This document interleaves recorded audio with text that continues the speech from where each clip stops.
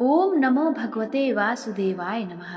हरे कृष्णा। आप सभी का दिन शुभ और मंगलमय हो। आज दिनांक है 9 अप्रैल 2026। दिन है बृहस्पतिवार। आज हम आपको वैशाख मास महात्म्य की पवित्र कथा का श्रवण कराते हैं। भक्तों, इस पावन मास का महत्व स्वयं देवताओं ने भी बताया है और कहा है कि जो मनुष्य श्रद्धा और भक्ति भाव से वैशाख मास की कथा का श्रवण करता है वह पापों से मुक्त होकर पुण्य का भागी बनता है। तो आइए इस कथा का आरंभ करते हैं। एक बार मिथिलापति ने श्रुत महाराज जी से प्रश्न किया। बोले, हे ब्राह्मण, वैशाख मास में कौन कौन सी तिथियां विशेष पुण्यदायिनी होती हैं? तब विद्वान श्रुत देव जी ने उत्तर दिया, जब सूर्य मेष राशि में प्रवेश करता है तब वैशाख मास का आरंभ होता है और इस मास की सभी तिथियां पुण्य देने वाली होती हैं, किंतु इनमें भी एकादशी और अमावस्या का विशेष महत्व माना गया है। जो मनुष्य इस समय स्नान, दान, जप तप और भगवान विष्णु की पूजा करता है उसे अनेक जन्मों के पापों से मुक्ति मिलती है और वह मोक्ष का अधिकारी बनता है।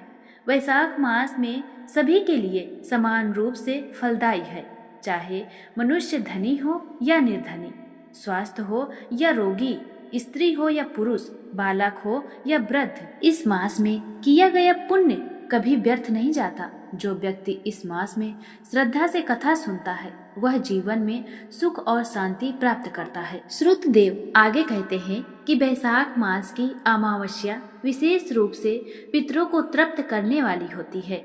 इस दिन स्नान, दान और श्राद्ध करने से पितरों को तृप्ति मिलती है और वे प्रसन्न होकर अपने वंशजों को आशीर्वाद देते हैं। जो मनुष्य इस दिन जल से भरा हुआ घड़ा और पिंडदान करता है उसे अच्छे फल की प्राप्ति होती है। प्राचीन समय में धर्मवर्ण नाम का एक ब्राह्मण था। वह अत्यंत धर्मात्मा और सत्यनिष्ठ था, किंतु कलयुग के प्रभाव से वह संसार से विरक्त होकर अकेला ही विचरण करने लगा। एक दिन वह मुनियों के यज्ञ में गया, जहाँ उसने सुना कि कलयुग में थोड़े से पुण्य से भी महान फल प्राप्त होता है। भगवान का नाम लेने मात्र से ही मनुष्य पापों से मुक्त हो जाता है। यह सुनकर उसके मन में विचार आया कि क्यों न वह संसार का त्याग कर दे और तपस्या में जीवन व्यतीत करे। परंतु जब वह पृथ्वी पर भ्रमण करने लगा तो उसने देखा कि लोग अधर्म में लिप्त हो चुके हैं। सत्य और धर्म का लोप हो गया है। लोग छल, कपट और पाप आचरण में लिप्त हैं। यह सब देखकर उसका मन और भी व्याकुल हो गया और वह अन्य लोकों में विचरण करने लगा। इसी दौरान वह पितृलोक पहुंचा। वहां उसने अपने पितरों को अत्यंत कष्ट में देखा। वे अंधकूप में गिरकर दुख भोग रहे थे। यह देखकर धर्मवर्ण को अत्यंत दुख हुआ। उसने हाथ जोड़कर पूछा, हे पितरों, आप लोग इस दुखद अवस्था में क्यों हैं? तब पितरों ने कहा, हे पुत्र, हमारे वंश में संतान का अभाव हो गया है, इसलिए हमें श्राद्ध और तर्पण नहीं मिल पा रहा है।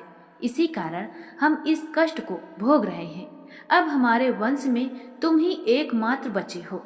यदि तुम भी संतान उत्पन्न नहीं करोगे तो हमारा उद्धार नहीं होगा। यह सुनकर धर्मवर्ण को अपनी भूल का एहसास हुआ। उसने निश्चय किया कि वह गृहस्थ जीवन अपनाकर संतान उत्पन्न करेगा और अपने पितरों का उद्धार करेगा।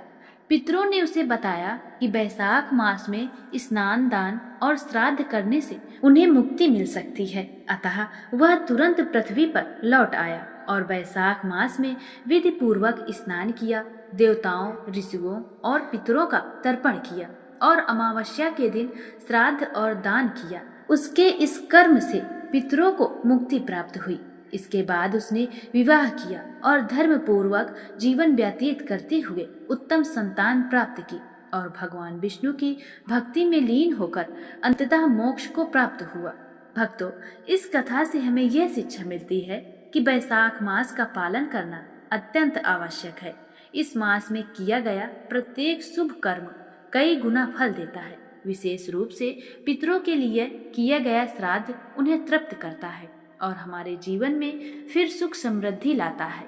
इसलिए इस पावन मास में हमें स्नान, दान, जप तप और भगवान विष्णु की भक्ति अवश्य करनी चाहिए। जो व्यक्ति श्रद्धा से यह कथा सुनता है उसके सभी पाप नष्ट हो जाते हैं और उसे जीवन में सुख शांति और समृद्धि की प्राप्ति होती है। प्रेम से बोलिए भगवान श्री हरि विष्णु की जय। हरे कृष्णा।